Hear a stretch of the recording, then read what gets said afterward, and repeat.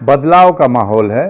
उत्तर प्रदेश में भारतीय जनता पार्टी की सरकार का पतन निश्चित है और जनता बिल्कुल इंतज़ार कर रही थी बेसब्री का से कि वो उन्हें मौका मिले और इस सरकार को वो उखाड़ फेंकें, क्योंकि पिछले 5 सालों में इस सरकार की विफलता से जनता बिल्कुल ऊब चुकी है। क्या लगता है इस बार साइकिल दौड़ेगी या हाथी की मस्त चाल रहेगी सर?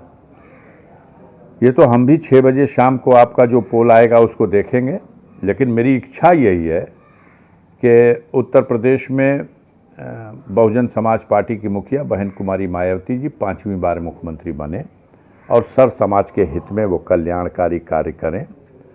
अब फैसला जनता का जो होता है उसे जनादेश माना जाता है, उस जनादेश को स्वीकार किया जाता है। मीडिया से लेकर आम जनता तक की एक राय है, ये जानना चाहते हैं कि सांसद अफजल अंसारी बीएसपी से हैं और भतीजा जो है वो समाजवादी पार्टी गठबंधन से चुनाव लड़ रहे हैं। इन चुनाव को देखते हुए कैसे मैनेज किया जा रहा है, क्या इस पे क्या चर्चा होगी सर? अब मैं घर पे बैठा हुआ हूँ और ये वास्तविकता है कि मैं गाज़ीपुर का संसद सदस्य हूँ। भतीजा भी, जहाँ तक आपके कैंडिडेट होने की बात है, वो मेरे बड़े भाई हैं सिबगतुल्ला अंसारी साहब, उनका बेटा है, वो चुनाव मैदान में ही है और समाजवादी पार्टी के सिंबल से चुनाव लड़ रहा है। हमारा दूसरा भाई जो मुख्तार अंसारी इन दिनों बांदा कारागार में है, उसका बेटा अब्बास अंसारी मऊ से चुनाव लड़ रहा है। वो इन्हीं के गठबंधन के छड़ी सुहेल देव भारतीय समाज पार्टी के सिंबल पे लड़ रहा है। तो ये लोग जनता के बीच में अपनी किस्मत आजमा रहे हैं।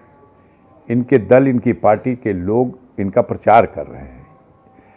जहाँ तक मेरा सवाल है, मैं इनके प्रचार में कहीं न गया, न कोई अपील हमने जारी की।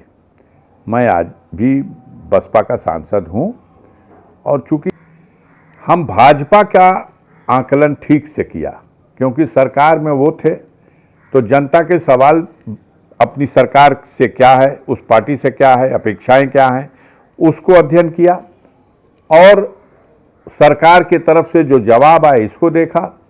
जनता में जो बेचैनी है उसे महसूस किया। आज हमें ये लगता है कि इस 54 सीट में अधिकतम 14 और 10 के बीच में भारतीय जनता पार्टी सिमट जाएगी। गाजीपुर में कुछ रहेगा सर? खाता नहीं खुलेगा गाजीपुर में, न आजमगढ़ में, न मऊ में, और हो सकता है चंदौली में भी खाता न खुले। इस तरह की लड़ाई हो गई है। बाकी सीटों पर एक एक जिले में एक सीट मिल जाए, बाकी सीटों पर एक एक जिले में एक सीट मिल जाए तो चमत्कार होगा और मोदी जी अपने क्षेत्र में आधी सीटें भी बचा लें तो बड़ी उपलब्धि होगी। साइकिल दौड़ेगी कि हाथी चलेगी? अब इसका तो आप आकलन कर रहे हो, हर जगह घूम रहे हो, आप उसको देखो। हमारी जो रणनीति है उसके हिसाब से पार्टी चुनाव लड़ रही है। रिजल्ट 10 को आ जाएगा और उससे पता लग जाएगा।